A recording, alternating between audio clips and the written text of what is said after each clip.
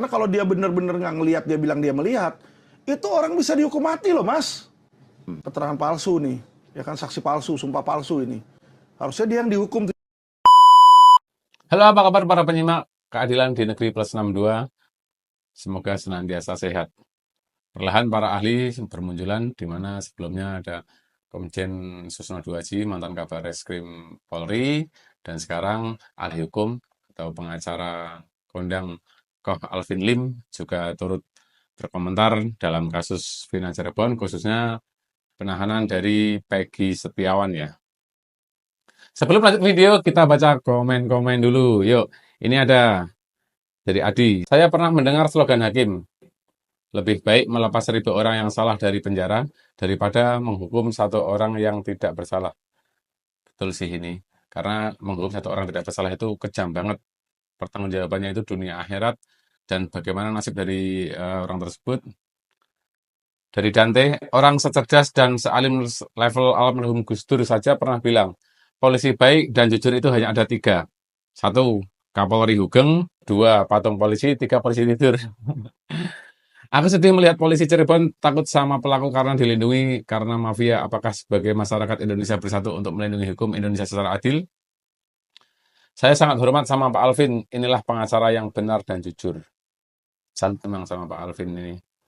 Istilahnya harus diganti, jangan penegak hukum, tapi penegak keadilan. Kalau penegak hukum, jika sudah ada yang dihukum, udah beres, walaupun tidak ada keadilan. Tetapi kalau penegak keadilan itu menghukum dengan penuh rasa keadilan. Tidak ada lagi kejanggalan-kejanggalan yang dirasakan oleh publik. Ya, agak benar sih. Baik, langsung aja kita reaction video dari Koh Alvin Lim. Berikut ini, check it out. Proses hukumnya yang sudah pasti itu sangat janggal. Paling utama adalah proses hukum ketika mereka menjadikan pertama ada salah diagnosa. Jadi dibilang pertama korban laka, korban lalu lintas. Jadi ketika ada orang meninggal itu seharusnya kan Polri itu ada protapnya, Mas. Jadi kayak misalnya mereka ada forensiknya, adalah forensiknya, ada tim tim untuk olah TKP di situ ya, Inavis namanya, Inavis Identification di situ. Nah, seharusnya mereka bisa membedakan antara orang yang meninggal karena lalu lintas dan meninggal karena diperkosa dan dibunuh. Tak sulit kalau menurut saya, apalagi polisi tiap kalinya selalu berhubungan dengan penjahat-penjahat kan gitu loh. Jadi mereka bisa lihat misalnya pakaiannya acak-acakan enggak di situ. Kalau namanya diperkosa tuh pasti ada bekas paksaan lah gitu, baju, celana dalam, baju dalam di situ kan. Dan terutama alat kelamin di situ. Jadi itu nggak bisa dibohongin, Mas. Ya, nah ini kok bisa salah diagnosa, itu satu. Terus kedua, pelakunya katanya ada 8 ya, yang ditangkap itu cuma 5 dan diproses hukum. Nah, anehnya 3-nya lagi dia buat sebuah pernyataan DPO. Nah, ini yang di DPO ini yang sangat amat melanggar protap Polri. Mas pasti tahu lah yang namanya DPO itu singkatan dari daftar pencarian orang. Ada fotonya, ada identitasnya. Nah, ini fotonya sama sekali nggak ada. Dan kalau nggak ada fotonya, protapnya apa? Disketsa. Harusnya disketsa. Jadi kita lihatlah kalau di Amerika itu kan orang kan siapa yang ini yang pukul kamu atau siapa yang ini, kan orang nggak tahu kan, dia nggak punya fotonya. Rambutnya ikal, kulitnya hitam atau putih gitu. Jadi dia gambar tuh. Ya, nah nanti sketsa itulah yang ditampilkan. Nah ini tidak ada ciri-ciri yang dia mau tangkap tuh, nggak ada. Ini yang kita bingung, dan nama yang dimasukinnya itu pun juga bukan nama asli tapi nama alias. Jadi orang bingung, Peggy siapa gitu kan. Jadi harusnya kan mereka namanya, kalau mereka mendapatkan nama seseorang sebagai DPO, pasti ada sumbernya dari BAP atau bagaimana kan. Nah, masa sih polisi sudah masukin 3 orang, terus dia bilang yang 2-nya lagi fiktif. Kan aneh kalau dia misalnya itu adalah fiktif, kok kamu nggak tahu dari awal dan kamu masukin ke DPO? Itu sangat-sangat aneh. Oh, berarti alat buktinya, keterangan saksinya itu semua diragukan semua. Ya dong, kalau dia bilang, oh yang bunuh si A, ini si ini. Lah kalau dari awal aja dia bilang ada 2 DPO lain lagi terus tiba-tiba fiktif, berarti kan keterangan dia nggak benar nih yang dia dapetin dari situ. Yang saya permasalahkan di situ, kalau dari awalnya aja ini sudah nggak benar, ya kan? Berarti ini polisi sudah sama sekali ini keluar dari relnya, keluar jalur di sini. Ya, jadi apa namanya, nggak bisa dia sembarangan bilang orang DPO terus tiba-tiba oh cuma satu doang, yang duanya. Dan bayangin aja Mas, 8 tahun ada DPO 3 nggak pernah diperiksa. Kenapa saya bilang nggak pernah diperiksa dan nggak pernah dicari? Buktinya ketika ini jadi viral, hitungan hari ketangkap katanya Peggy-nya. Tapi kan hitungan hari itu langsung udah ada orangnya. Dia kalau mau cari seberapa susahnya sih Mas? Ya teroris saja yang jago, nanti ini Harun Masiku yang udah kabur aja. Kalau memang mau, ya kan. Sekarang kan hubungan PDIP sama pemerintah nggak begitu bagus ya. Jadi kelihatannya nih ada poin-poin ke sana gitu. Tapi maksudnya kalau ada kemauan, aparat penegak hukum kita tuh pinter Mas. Yang 3 itu pun kalau memang ada, harusnya ketemu. Selalu dalam hal saya punya pemantauan ya Mas ya. Kalau ada proses polisi yang janggal, yang kita pikir ada mafianya bermain, selalu 2 hal terlibat. Apakah uang atau pejabat? Ada pejabat yang masuk dalam pidana itu, makanya dalam lingkaran itu ya. Makanya dia mau tutupin, atau orang kaya. Misalnya pejabat, anaknya 9 naga, ya bisa dia iniin kan dia punya duit nyogok. Ini kalau kita lihat anak-anak jalanan anjal, maksudnya orang-orang yang cuma naik motor. Jadi kita udah coret dulu itu yang masalah duit, karena kalau udah pembunuhan duitnya tanggung-tanggung, nggak mungkin bisa dia nyuap polisi. Jadi kalau ini opini saya ya, karena kan kita melihat nih, setiap kali ada yang nggak benar kasus, oh ternyata disuap polisi atau hakim disuap di situ kan. Atau kalau nggak, oh ternyata ini melibatkan dengan sekjen MA, itu kayak contoh Gasalba 3 kali, Prapitnya dilepasin. Padahal orang yang lain yang sama, itu kasusnya bisa naik, dia kagak naik. Alasannya katanya JPU-nya nggak punya pengangkatan dari Kejaksaan Agung. Padahal semua yang KPK kasih juga nggak ada pengangkatan dari Jaksa Agung dan tidak pernah masalah. Jadi kita lihat di situ Mas, kalau nggak masalah duit, masalah kekuasaan. Nah disitulah makanya Mas, saya sebagai pakar hukum dan ahli hukum, saya melihat kira-kira jenderal mana yang patut kita duga. Yang patut kita duga, ya kan? Pasti kalau proses nggak benar, ada oknumnya dong dalam kasus Vina ini.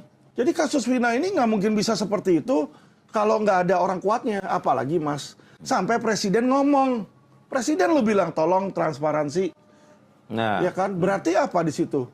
Berarti kalau yang lain aja, yang biasa-biasa nggak bisa tembus Mas. Dan ada jenderal oknumnya, mana? jenderal oknum. Cuma tinggal jenderal mana kita nggak tahu. Ya yang saya bilang tadi, bisa jadi yang terlibat adalah saudara atau kerabat dia, makanya di backup, atau dia diminta bantuan juga bisa. Itu kan hipotesisnya di situ. Nah inilah sebenarnya untuk tidak membiarkan masyarakat bertanya-tanya, Propam itu harus proaktif Mas. Kita nggak mungkin bisa periksa jenderal, ya kan Mas? Itu yang seorang itu apa bisa membebaskan seorang tersangka pembunuhan Mas? Itu sangat make sense kalau menurut saya, karena levelnya ini, sorry ya, masih di bawah. Perwira aja bukan. Ya kan, kalau udah kompol, AKBP, Kombes, nah kita percayalah di situ lah. Dia punya pool lah buat goyang-goyang. Itu kagak lah. Emang itu mau lepasin terus Kapolresnya yang adalah AKBP atau Kombes diem aja? Ya toh pasti Kapolresnya ini jadi kenapa dilepas? itu nggak Kalau dia jalan pun dia bukan sebagai penyuruhnya, bukan sebagai aktornya, tapi sebagai anak buahnya yang menerima perintah, pionnya. Di situ. Yang patut dicurigai ini kalau menurut saya ini ya, apalagi ada Peggy yang ditangkap Mas. Dalam waktu dekat Peggy sudah ditangkap, sedangkan alat buktinya adalah keterangan saksi yang dibilang oleh Susno dan lain-lain, itu hanya satu saksi kunci yang melihat dari 100 meter bisa ngelihat muka orang. Aib. Jadi dia bilang ini bohong, ini bohong. Kalau di Amerika dicek itu pengakuan dia. Indonesia nggak pernah dicek. Harusnya dicek kayak di Indonesia. Kalau di Amerika kan misalnya ada yang ngerampok dia bilang saya lihat orangnya. Dia jajarin 4 orang. 1 orang benernya, 3 orang yang mirip-mirip. Disuruh identify. Ini dilakukan nggak? 2, dia mau bicara aja, saya lihat gerak-geriknya. Itu dia tertekan sekali Mas. Waktu press conference. Jadi Peggy, dia tuh udah Peggy, dia udah mau bilang saya nggak ini, tapi dia udah pasrah. Ada yang menutup mulutnya, terus ketika dia mau bicara lagi diseret. Saya lihat di situ. Itu kalau menurut saya nggak fair. Kenapa? Yang dilakukan oleh polisi saat itu adalah conference pers. media rilis. Iya. Yang namanya media rilis, kalau ada polisi jelek-jelekin si penjahat, Iya. penjahat itu punya berhak hak jawab untuk mengklarifikasi atau membantah. Iya. Jadi kalau dia melarang di situ, saya sudah melihat bahwa polisinya ini tidak profesional dan tidak menaati hukum. Iya. Ya, jadi di dalam hal itu oknum, itu sudah ada oknumnya, pasti. Dan ada ngelihat kayak begitu pun sampai ini sudah viral setengah mati, yang diperiksa sama Propam itu hanya Ibtu Rudiana yang masuk ke berita. Yang lain kemana? Penyidik-penyidiknya, kanitnya, kasubditnya. Atasan-atasannya lah ya. Betul. Yang ini bertanggung udah jawab. presiden lo ngomong. Ya disinilah makanya saya bilang, ya Propam itu kayak macan ompong. Jadi dia dibikin sebagai macan untuk menjaga polisi-polisi nakal, tapi kenyataannya dia ompong, dia nggak punya tenaga. Saya udah laporin beberapa, ada puluhan mas, ada sekitar 20-an laporan ke Propam. Tidak ada satupun yang jalan, termasuk yang terakhir yang ada jenderal DPO-nya banyak, sama aset sitaannya hilang, tidak pernah diperiksa. Masuknya bukan ke Propam, malah dilempar ke Wasidik. Disuruh cari barang sitaannya yang hilang kemana. Loh kok suruh cari barang sitaannya hilang kemana? Itu kan kalau ada kehilangan kan berarti ada pelanggaran. Periksa dong siapa oknumnya. Di situ. Jadi saya melihat mas, sorry ya, belum ada keseriusan mereka untuk berbenah. Jadi kalau udah kasus yang menyangkut nasional, itu sudah tidak bisa dihandle wilayah Polres dan wilayah Polda. Itu ada protapnya mas. Iya, harus jadi dari kalau, Mabes ya. Iya, jadi kalau mas ke kantor polisi mau melaporkan aja nih, nanti ditanya, ini yang terdampak siapa? Oh kalau masih ke satu kota, masih bisa Polda atau Polres, kabupaten. Kalau udah nasional, semua melibatkan apalagi membuat gaduh, itu Mabes sudah harus take over mas. Dikasih lagi ke oknum yang sama, ya nggak akan beres. Iya. Jadi itulah yang saya lihat. Jadi dan juga saya lihat ya mas, kesalahan Polri lagi satu lagi. Gini, kalau di Amerika atau di luar negeri, ketika ada penyidikan, ya mereka itu sedikit berbicara. Jadi kalau polisi ditanyain ini gimana? Di sini polisinya semua bicara. Nanti ada Dirkrimum Polda tuh saya lihat ada press release Surawan, Kombes Surawan bilang begini. Nanti kemarin ada Dai Baktiar atau Adi Vivit tuh berbicara juga di situ. Oh saya nggak di sini, saya difitnah, saya ini. Jadi rame sekali, termasuk Kadif juga bicara di situ. Jadi masyarakat bingung di sini kan. Patokannya acuannya ke siapa? Patokannya ke siapa? Dan lagi mereka ini belum melengkapi penyidikan yang sempurna, tapi udah ngomong. Sehingga masyarakat ketika nanya lagi dia nggak bisa jawab, masyarakat akan berpikir loh, kamu bohong. Jadi mereka pikir jadi makin curiga mas. Seharusnya, sorry ya, kita tahu memang ada no viral no justice. Tapi polisi itu harusnya profesional, jangan biarkan no viral no justice terus-terusan ya. Bukan mempengaruhi hasil penyidikan. Nah ini hal yang sama dengan Peggy. Saksinya cuma satu loh, selain dari situ nggak ada bukti lain loh. Contoh kalau dia misalnya bunuh, ya kan, mana pisaunya kalau pakai pisau, atau mana kayunya, atau mana CCTV-nya. Saksi lain nggak boleh satu mas, karena kita tahu di hukum itu ya uno testis nullum testis. Satu saksi bukanlah sebuah saksi. Bukanlah saksi, jadi tidak punya alat bukti dia. Saya setuju dengan pendapat Pak Susno bahwa ini saksi yang mestinya dikenain 242 nih. Keterangan palsu nih, ya kan, saksi palsu, sumpah palsu ini. Harusnya dia yang dihukum 7 tahun karena dia nyusahin orang. Karena kalau dia benar-benar nggak ngelihat, dia bilang dia melihat, itu orang bisa dihukum mati loh mas. Jangan dipikir ngomongan aib itu cuma sepele aja gitu, kagak. Dipanggil, dan bukan hanya dipanggil mas, pakai lying detector. Lie detector. Iya dong, kita nggak usah kata si Anu siapa, kata si ini siapa. Hukum itu dan proses-proses hukum kita ada yang namanya scientific crime, CSI kan. Jadi sudah terbukti bahwa alat itu bisa mendeteksi orang itu bohong atau enggak. Ya minimal dicoba, Aep dimintain keterangan. Ayahnya Eki harus dimintain keterangan. Karena kita heran bagaimana seseorang yang anaknya meninggal, dia kok kayak fine-fine aja gitu loh. Saya sorry ya kalau saya ditinggalin sama si Kate, wah saya nangis bombay, saya mau tahu siapa yang bunuh, atau kalau misalnya dibunuh kan, saya kejar itu sampai ujung dunia. Ini kayaknya dia santai aja, dan tadi Hotman baru leaking lagi dibilang, katanya dia memberikan kuasa ke Hotman kalau Hotman setuju bahwa Peggy ini adalah pelaku dan dia memihak ke polisi gitu loh. Setelah mendengar dari penjelasannya ke Alvin Lim, gimana ini untuk netizen semua, pendapat kalian semua, opininya gimana? Tulis di kolom komentar ya. Kita lanjut lagi untuk session baca-baca komentar ya. Kita baca komentar warganet netizen plus 62. Pengacara jujur seperti Bapaklah yang dibutuhkan rakyat sebenarnya. Sehat-sehat ya Pak, semoga Allah selalu melindungi Bapak.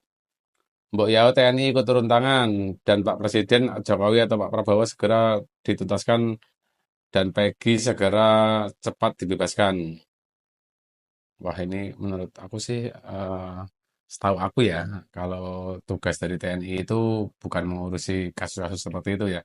Jadi tugas dari TNI itu adalah menjaga kedaulatan dan keutuhan wilayah dari NKRI. Jadi tugasnya itu kalau kita awam itu gampangnya itu tugasnya perang gitu loh. Kalau ada pemberontak gitu kan, itu juga tugasnya dari TNI.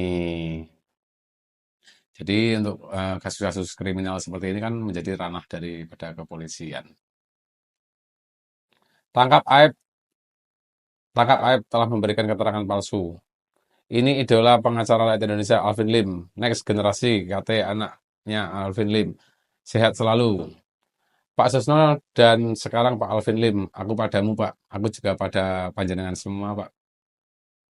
Keren Pak Alvin Lim, semoga sehat selalu. Keren-keren penjabarannya. Betul sih. Jadi bisa membuka pikiran-pikiran kita ya sebagai orang awam. Terima kasih yang sudah menonton. Kita jumpa lagi di video reaction selanjutnya ya. Untuk yang belum subscribe, like, dan komen, silahkan di subscribe, like, dan komen. Untuk video selanjutnya dapat notifikasi.